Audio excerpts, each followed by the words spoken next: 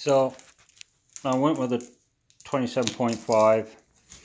The frame is not a 27.5 plus, so these are regular 142 millimeter wheels on the rear and the 100s on the front.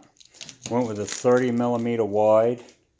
These are WTB wheels. Real, I figure, probably entry-level wheels. I think they were just around $300. So I'm going to do them tubeless. They're 30 millimeter.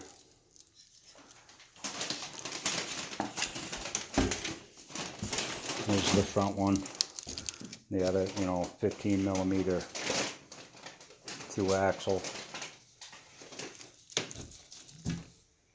Actually, for a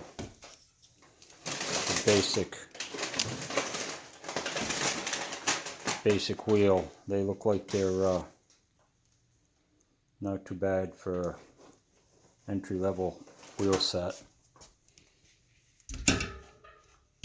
Look pretty stout.